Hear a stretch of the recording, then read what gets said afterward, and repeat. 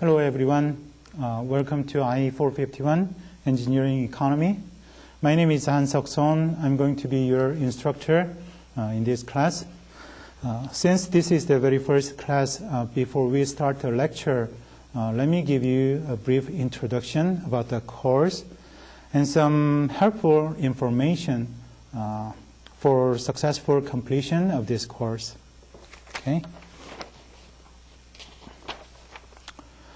Okay, so here's my information, contact information.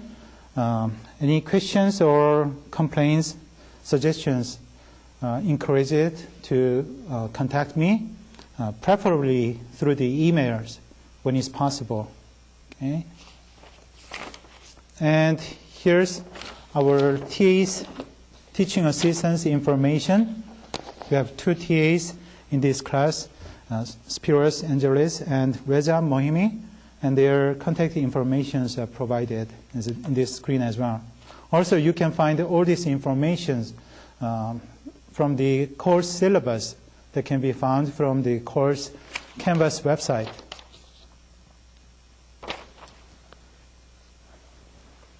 And here's the course description, the catalog course description. So this course is intended to help engineers understand financial decision-making as it relates to the engineering, manufacturing, and business applications. And the goal of this course is to equip you with the basic economic analysis concepts that will instill a deeper understanding of the business environment in which you will eventually find yourself.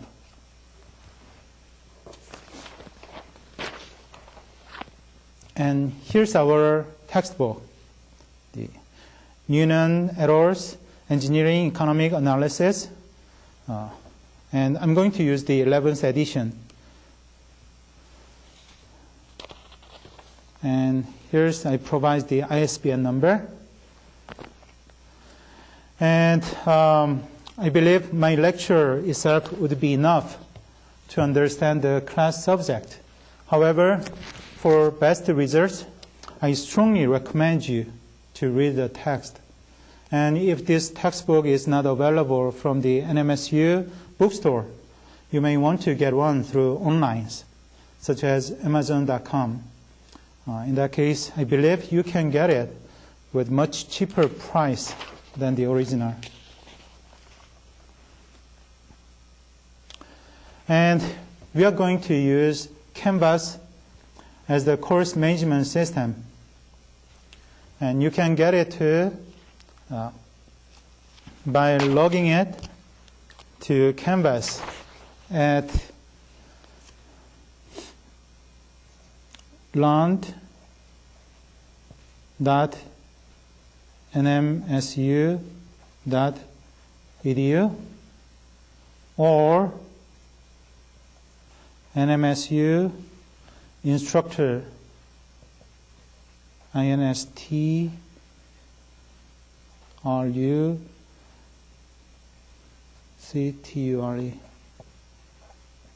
So nmsuinstructor.com.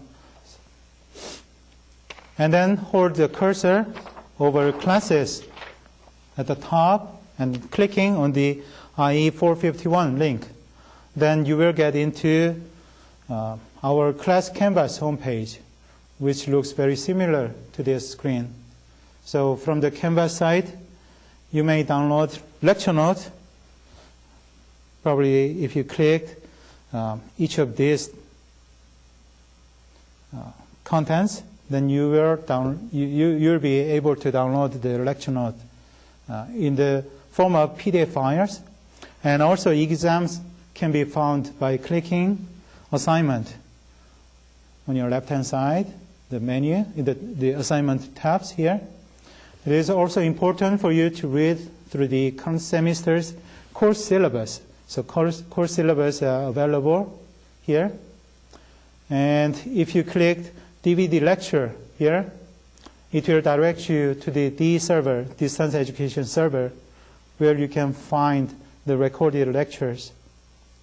And any notice related to IE 451 will be announced or sent through the email. And I also let you know that you have a responsibility to check the Canvas frequently, regular basis, like I do say once every day. In that case, you won't miss any information. Okay? And other thing that I want to tell you is if you type in learn.nmsu.edu in any web browser, you will get this screen. And I strongly recommend you to go visit Canvas Student Orientation here, and Canvas How-To Video, and Canvas Student Frequently Asked Questions, FAQs. I believe from which you will learn useful information, such as navigating Canvas notification preferences and how to check your grades and so on.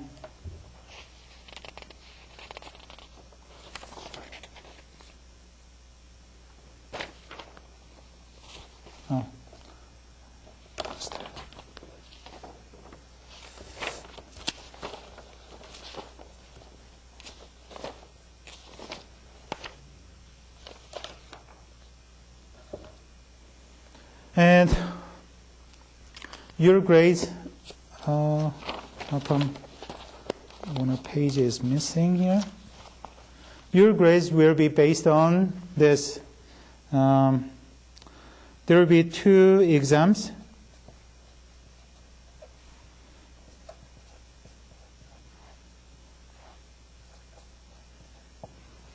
And each of them will contribute 50% of your final grades. And there will be no homework assignment in this course.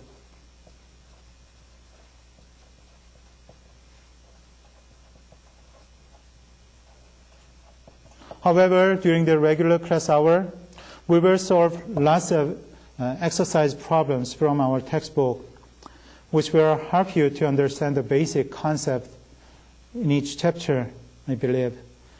And I'd also like to let you know that I'm going to use a fractional grading scale.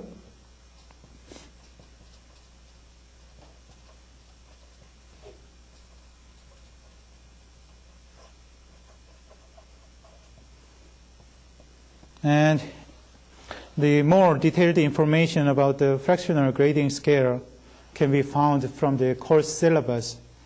Okay? So basically, the fractional grading scale provides for plus and minus grades.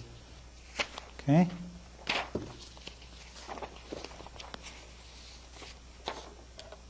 Oh, okay. It was right here. So that is the standard for the fractional grading scale. So it provides basically all the plus and minus scales.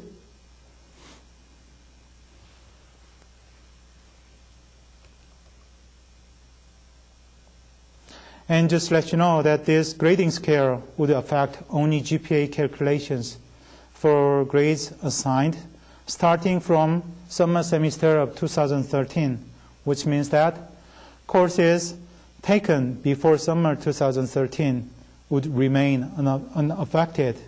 And so the GPAs before summer 2013 will not be affected. Okay?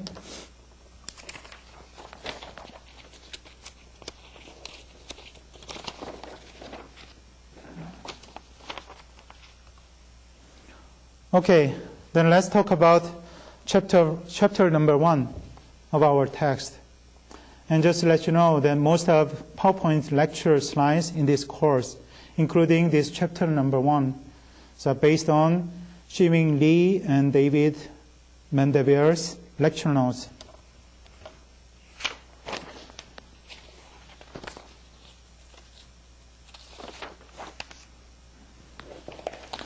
So this is the chapter outline. First, it asks us to distinguish between simple and complex problems, understanding the role and the purpose of engineering economic analysis, and applies solving problems and decision-making processes, and understand the ethical dimensions of decision-making, followed by solving simple problems associated with engineering decision-making processes.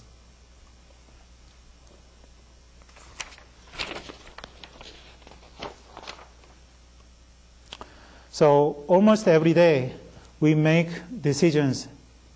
Sometimes it's very difficult to make it, sometimes it's really easy to make it. And you may classify these decision-making problems by their difficulty. So obviously the simple problem is the one that does not require much time or effort. Intermediate problem does require economic analysis.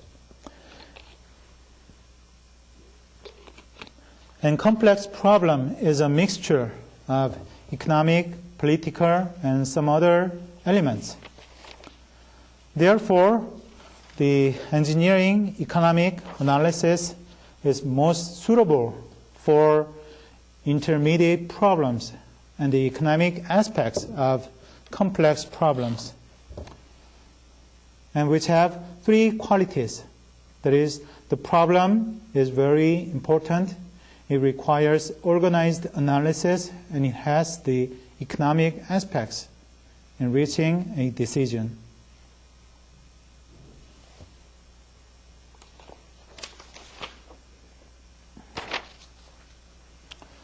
And decision-making is a complex process that contains several essential elements. According to our text, one possible flowchart of decision process is like this. Okay? It consists of 9 different steps. So first, we need to recognize the problem. Of course, if you do not know what the problem issue is, you cannot provide a solution. Once you know the problem of interest, the next step is to define your goals and the objectives. And then collect relevant data to make a decision, to make a good decision. It's very critical to collect good information. And then identify feasible alternatives. It's better include as many alternatives as possible, even including do-nothing option. Of course, only the feasible alternatives are retained for future analysis. And then we move on to the selection criterion. And this screen provides more details about the selection, the criterion step. The central task of decision-making process is choosing the criterion to determine the best alternatives. And there must be multiple criteria to judge which one is best. And selecting the criterion to choose the best will be difficult if different groups support different criteria. So the criteria may conflict. Most common criteria in engineering decision-making is maximize profit. When this criterion is used, all problems fall into one of these 3 categories. Okay? Fixed input, fixed output. And the third one, neither input nor output fixed. First, if the amount of money or other input resources is fixed, then the objective would be effectively utilize them. So appropriate criterion is to maximize the benefit or other outputs. So for example, if you have $100 to buy clothes for the start of your school, then you'd like to effectively utilize that money to maximize your satisfaction, right? And in the second category, if there is a fixed task or other output objectives or results to be accomplished, your economic criterion would be minimize the cost required or other inputs. So, for example, if you want to choose the most cost-effective design for a roof of your house, then you'd like to spend minimum amount of money, right? And in the third case, if the amount of money or other input is not fixed, and the amount of benefit or other outputs are not fixed either, then your economic criterion would be maximize your profit. In this case, your profit would be the difference between the benefit of output and the cost of input.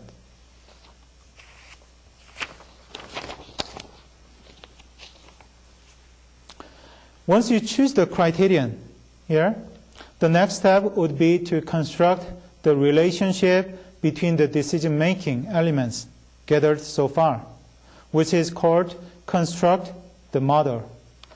In the engineering economic decision-making, the model is usually mathematical.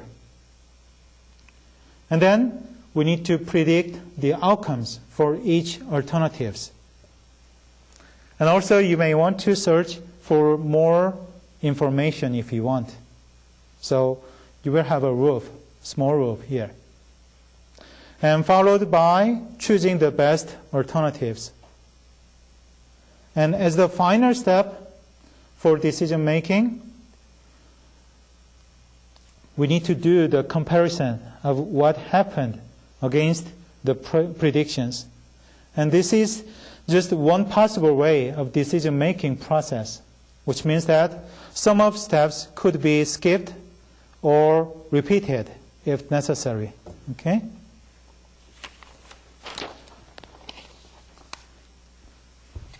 Okay. And next, our text talks about the ethics. So what is ethics? It is the concept of distinguishing between right and wrong in decision making. And ethical issues can arise at every stage of the engineering decision making, right? So in engineering economic analysis, ethics focus on how well and how honestly the decision making process is conducted. So we have to recognize that there exist ethical issues and make them an explicit part of decision-making process. Like it says in the screen, if results of the decision occur in a very short period of time, that the time value of money is not a consideration while decision making. So for each alternative, cost and benefits can be added up very quickly. And then understanding and then using suitable economic criterion, the best alternative can be identified. Our text provides 3 different examples to illustrate this. So please take some time to read them, okay? So now let's solve some review problems from our text. This is the end of chapter problems, problem 1-2.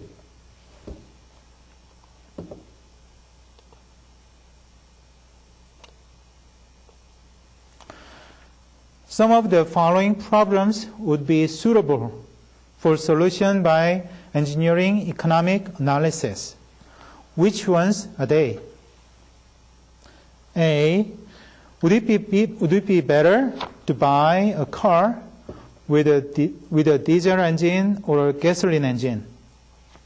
How do you think? I would say yes, because the choice of engines has very important money consequences. So it would be suitable for engineering economic analysis, right? What about B? Should an automatic machine be purchased to replace three workers now doing a task by hand?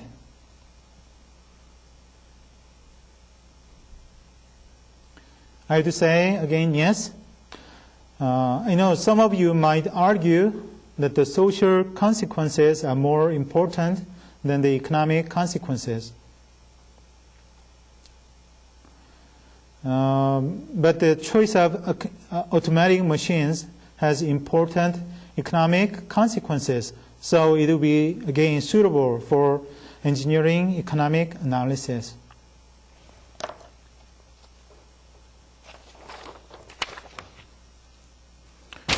Okay, then what about C?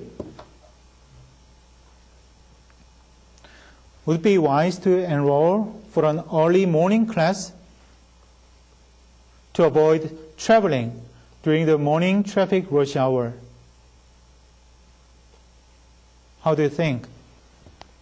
It depends. So it could be yes or no. So for example, if you really concerned about only gasoline price, then you could say yes.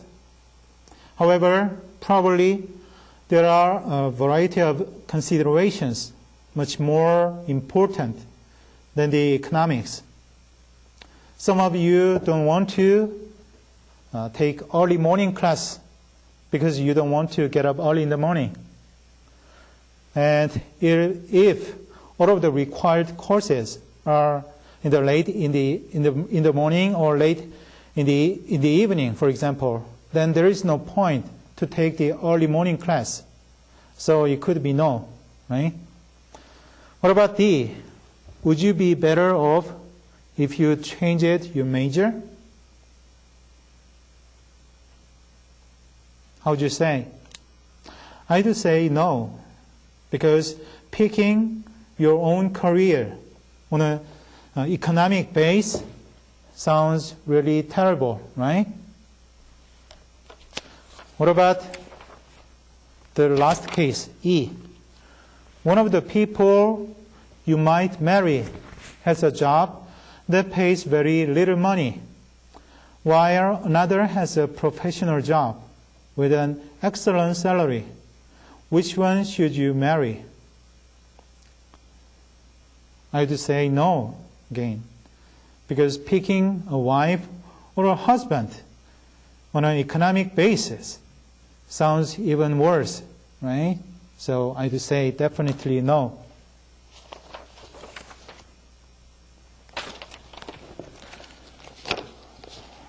Okay, what about next question?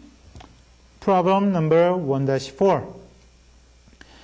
If you have $300 and could make the right decision, how long would it take you to become a millionaire? Explain briefly what you would do.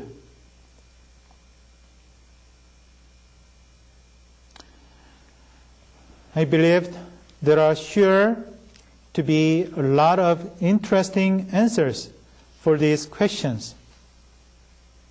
Some of you might say probably gambling, or stock market, or hunting for buried treasures, or drilling for oils, right? And I'd like to let you know that if you could double your money every day, then only less than 12 days are required to gather $1 million. You know why? Here, 2 power x times the initial money, $300, equals $1 million.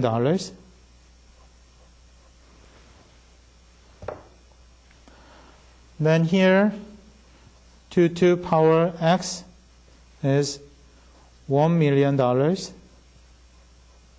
divided by $300, right? If you take log on both sides, natural log, then it becomes x log 2 equals log of 1 million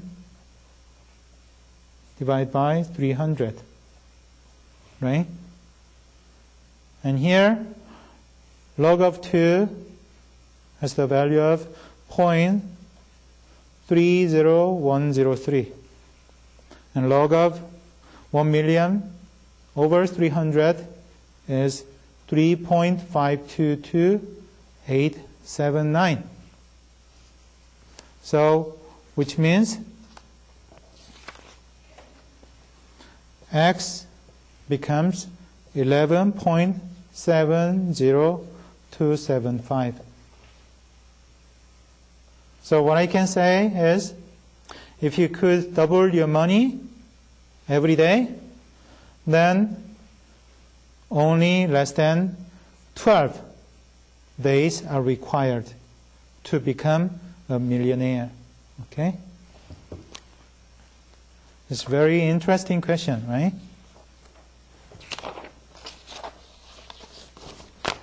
Because I know everybody wants to be a millionaire, or these days want to be maybe billionaires. Okay, what about next question? Question number 1-6. The owner of a small machine shop has just lost one of his larger customers. The solution to his problem, he says, is to fire 3 machinists to balance his workforce with his current level of business. The owner says it is a simple problem with a simple solution. However, the 3 machinists disagree. Why is that?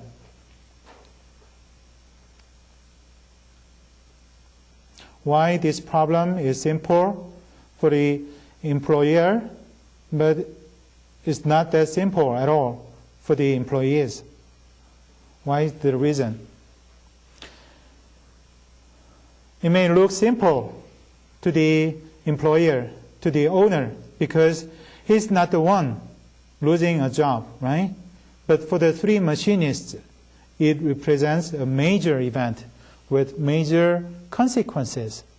So that's why they were not going to disagree that this is a simple problem with simple solution, right?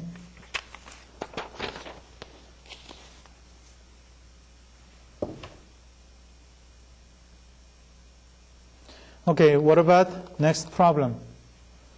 Question number 1-14.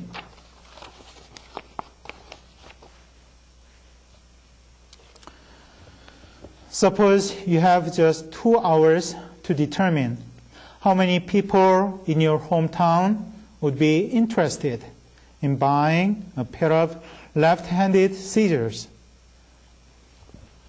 Give a step-by-step outline of how you would seek to find out within the time allotted.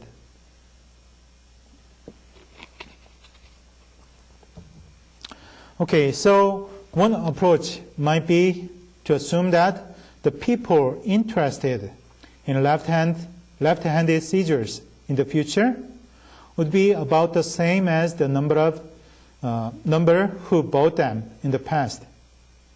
And then, based on these assumptions, you can do the telephone survey. So you might want to go with telephone survey.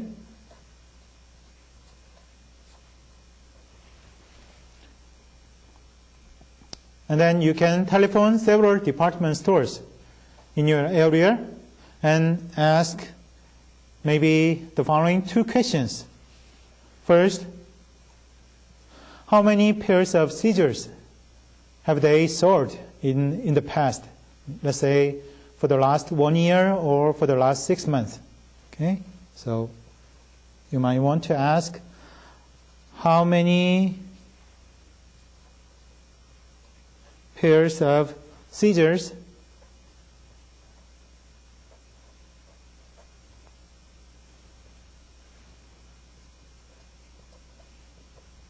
Have they solved? Let's say in a year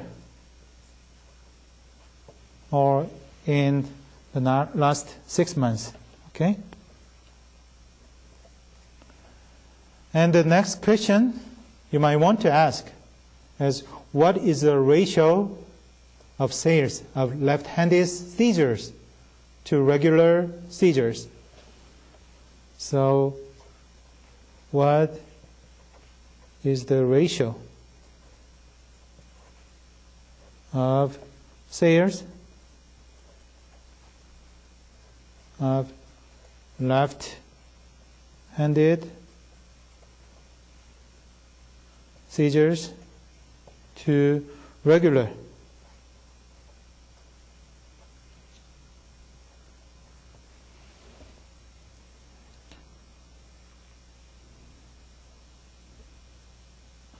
And then from these two data, you can estimate the future demand for left-handed seizures. Okay?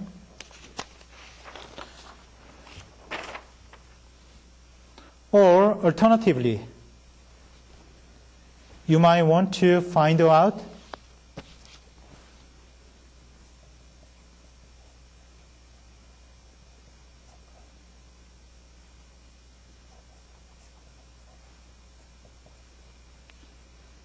what percentage of the population is left-handed.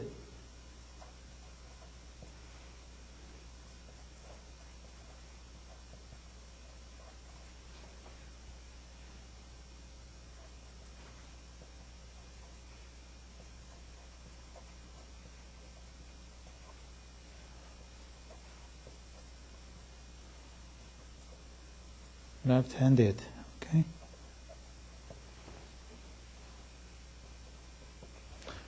And then, what is the population of the selected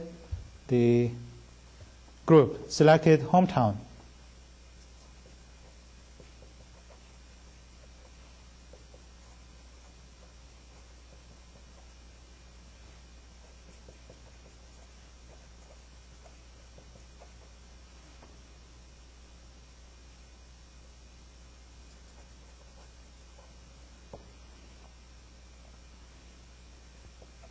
And then next, you can do the market research.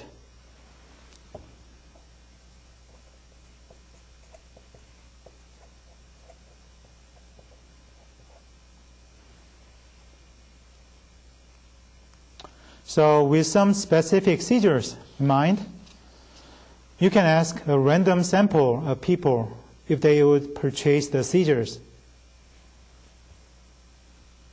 and study the responses of both left-handed and the right-handed people. Okay? So you can do the market research, ask a random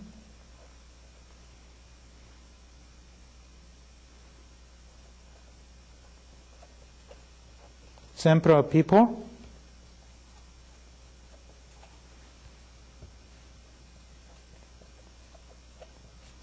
if they would purchase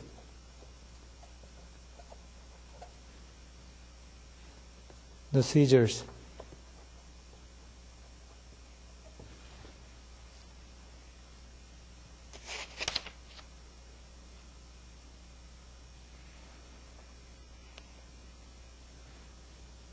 And then you need to study the responses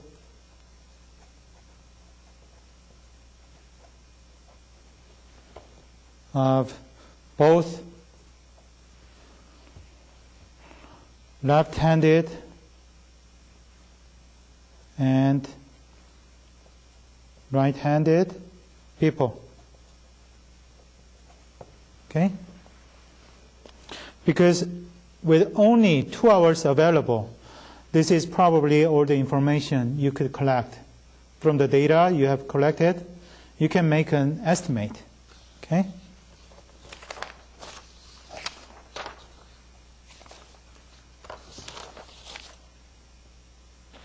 Okay, and what about next question? Question number 1-18.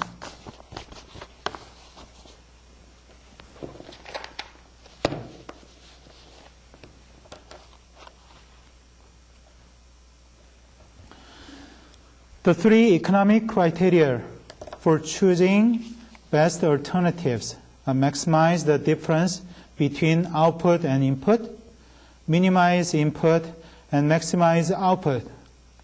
For each of the following situations, what is the correct economic criterion? The A, situation A, a manufacturer of plastic drafting triangles can sell all the triangles he can produce at a fixed price. As he increases production, his unit cost increase as a result of overtime pay and so forth. The manufacturer's criterion should be what?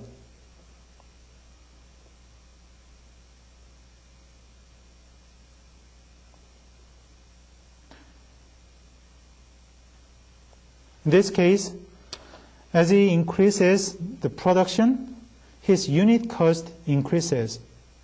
So the manufacturer's criterion should be maximize the difference between the output and input, right? So in this case, his criterion should be maximize, okay, the difference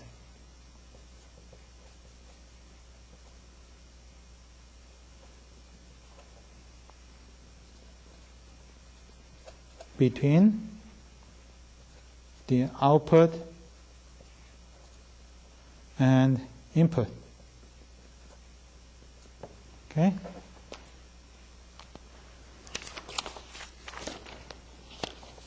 What about next case?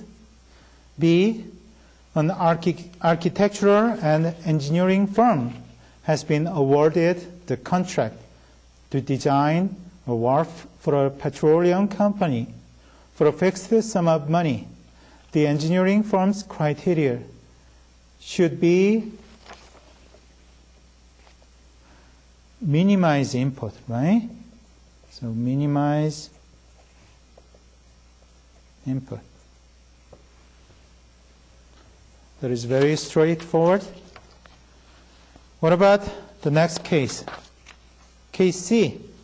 A book publisher is about to set the list price on a textbook. The choice of a low list price would mean less advertising than would be used for a higher price. The amount of advertising will affect the number of copies sold. The publisher's criterion should be maximize the difference between output and input again, right? Because a low list price would mean less advertising. And the amount of advertising will affect the number of copies sold. So the publisher's criterion should be maximize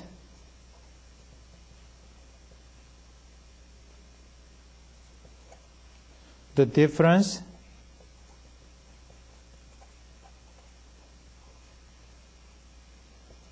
between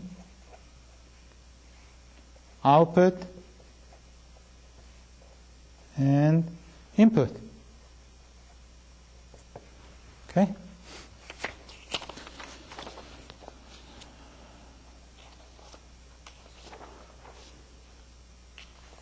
What about this last case? At an auction of antiques, a bidder have a particular porcelain statue would be trying to maximize or minimize? Minimize input, right? Minimize input. Because for a bidder, there is a fixed task to be accomplished. That is, he wants to purchase the statue with the most economically efficient way, with the minimum payment. So obviously, his criterion should be minimize the input. Okay? Okay.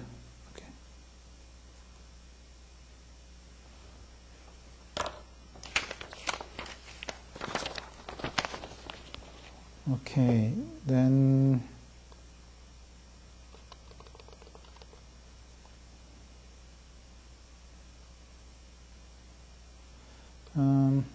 okay.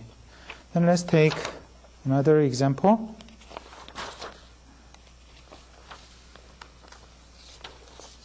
Okay. Okay, what about problem 1-24? This problem has a long problem description. So in the fall, Jay decided to live in a university dormitory. He signed a dorm contract under which he was obligated to pay the room rent for the full college year. One clause stated that if he moved out during the year, he could sell his dorm contract to another student who would move into the dormitory as his replacement. The dorm cost was $2,000 for the two semesters, which Jay had already paid. And a month after he moved into the dorm, he decided he would prefer to live in an apartment. That week, after some searching for a replacement to fulfill his dorm contract, Jay had two offers. One student offered to move in immediately and to pay Jay $100 per month for the 8 remaining months of the school year. A second student offered to move in the second semester and pay $700 to Jay. And Jay estimates his food cost per month is $300 if he lives in the dorm, and $250 if he lives in an apartment with 3 other students. His share of the apartment rent and utilities will be $200 per month. Assume that each semester is 4.5 months long, and disregard the small differences in the timing of the disbursements or receipts. And these are the questions we need to address. The first question is that, what are the 3 alternatives available to Jay?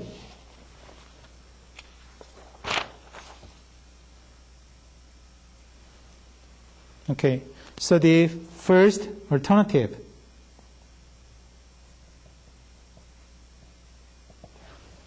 is stay in the dormitory for the rest of the year. Stay in the dorm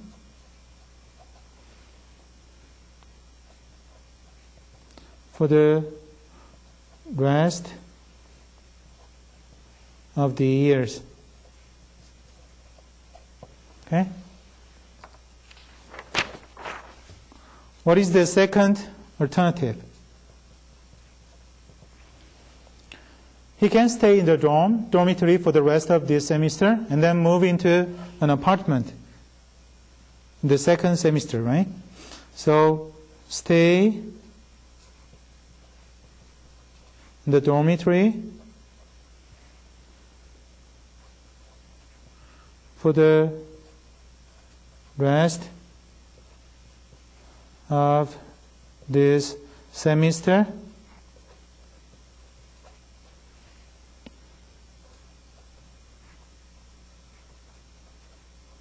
And then move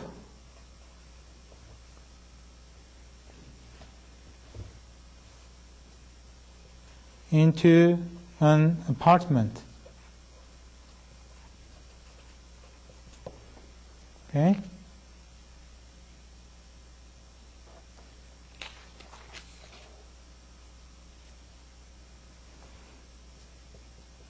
And the third alternative is moving into an apartment right now, right?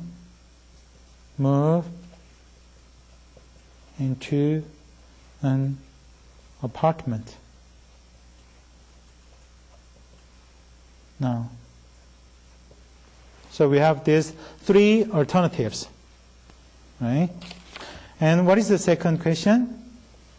We need to evaluate the cost for each of the alternatives.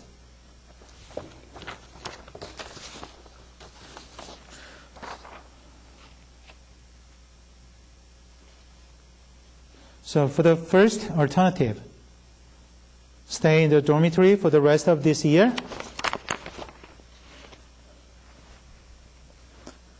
You need to consider his food cost per month, right? His food cost per month is $300. For how long? For the next 8-month period, if he lives in the dormitory, right? So in that case, you need to consider food cost. $300 are required per month, and you need to consider 8-month period, which is $2,400, right?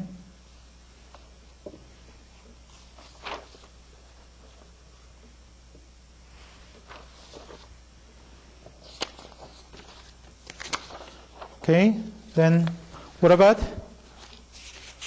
alternative number 2? Stay in the dormitory for the rest of semester and then move into an apartment.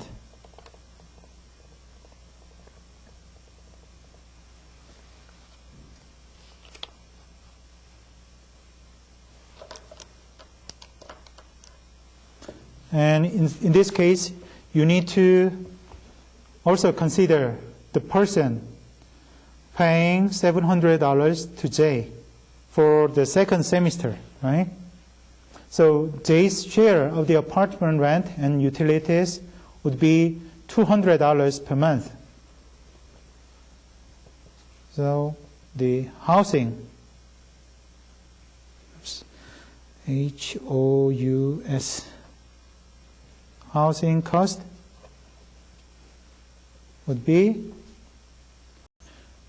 $200.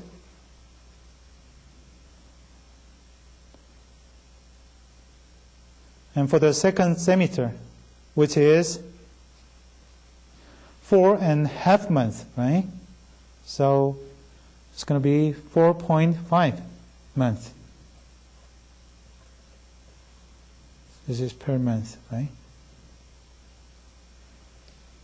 And also, you need to consider the person will pay $700 to Jay for second semester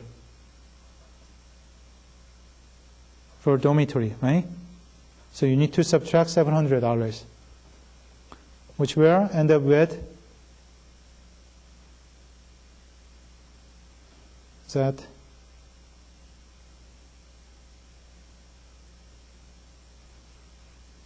the $200, right? Those are $900, so 900 minus 700 would be 200, right? And for the second case, his monthly food cost would be $250 if he lives in an apartment. And for the rest of the first semester, that is 3.5 months, his monthly food cost in the dormitory would be $300. Because we are considering only 8 remaining months of the school year, and each semester is 4.5 months long. That is, the second semester is 4.5 months long, which means that only 3.5 months are left over. until the end of the first semester.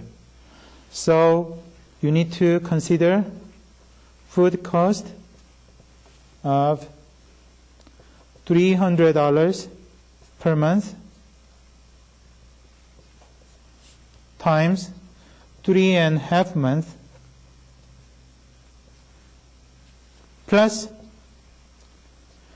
$250 per month if he lives in an apartment, right? And he was going to live 4.5 months in an apartment. And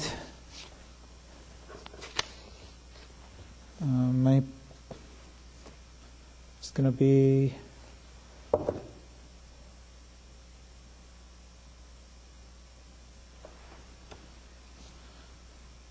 $1,950. Okay? So you need to combine these two, housing cost and food cost. That will give you the total cost of $2,150. Okay?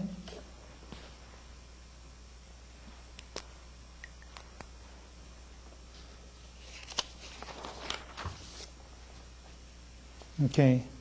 Then what about alternative number 3?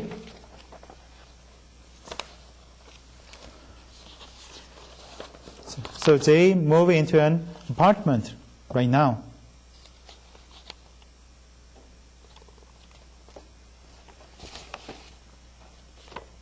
So in that case, we need to consider his housing cost.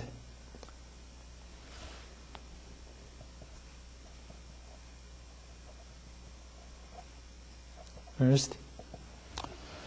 So his share of the apartment rent and utilities would be $200 per month, right?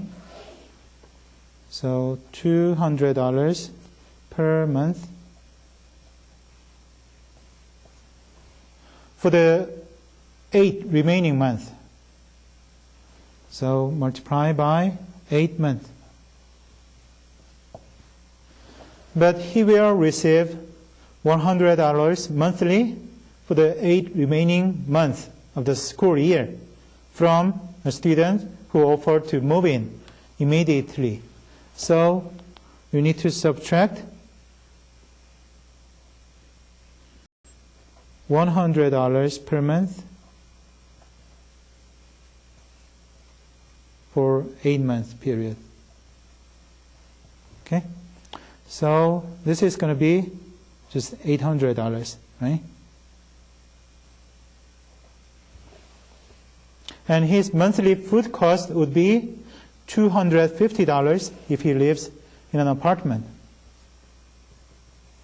So food cost would be $250 per month times 8-month period. Okay? Which is $2,000. Okay? So again, combine these two, you will have total cost of $2,800. Okay? Okay, then what is the question C? What do you recommend that Jay do?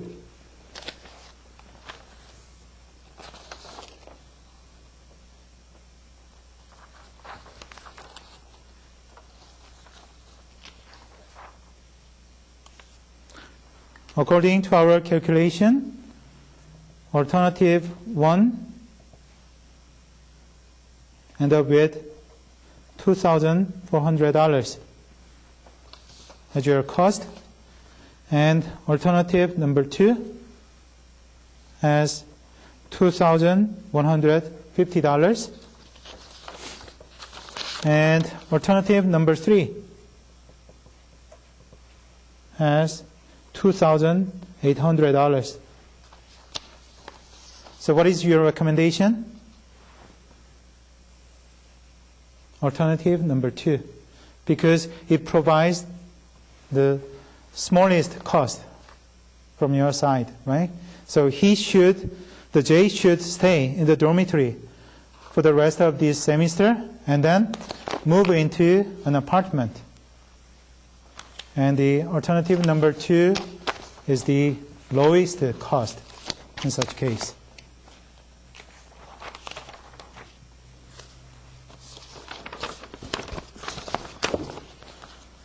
Okay, then what about?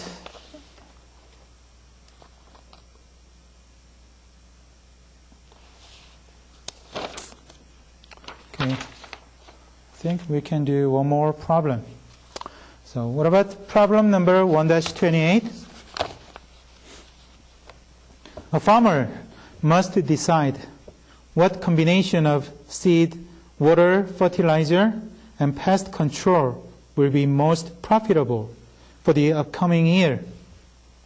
The local agricultural college did a study of this farmer's situation and prepared the following table. Okay?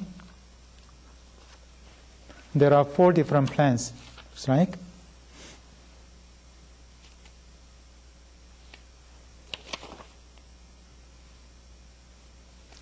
The last page of the college's study was torn off, and hence the farmer is not sure which plan the agricultural college recommends.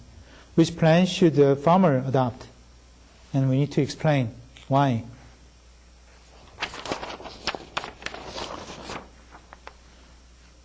So what you need to do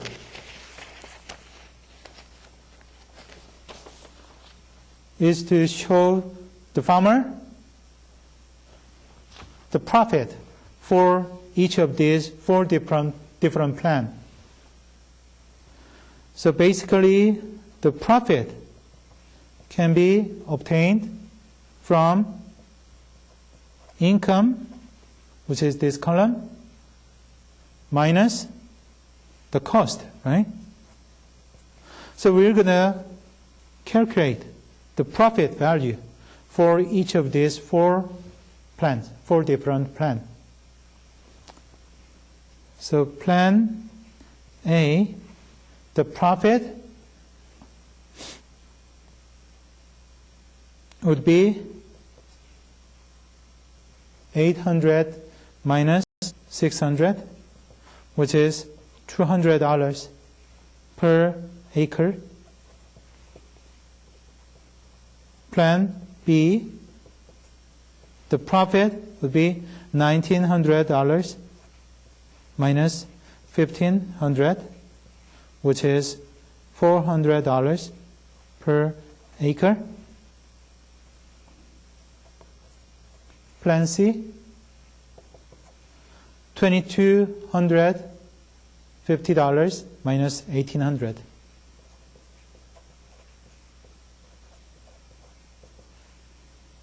So this is $450 per acre.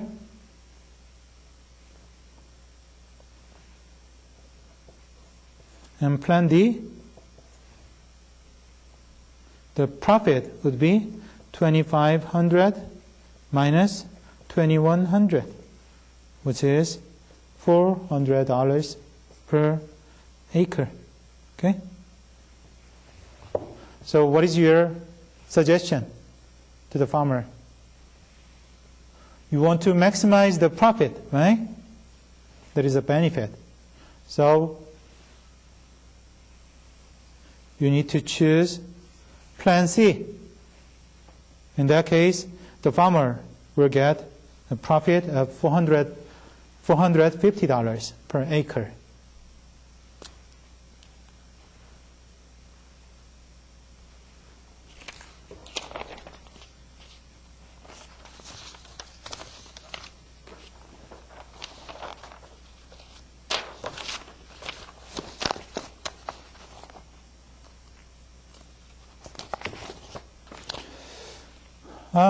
Okay, so I'm going to stop here for today. And next time we will solve a couple more exercise problems from the end of chapter number 1, and then move on to the next chapter, chapter number 2. So please read the chapter number 2 of our text before you watch the next DVD, next lecture. Thank you very much. I will see you next time.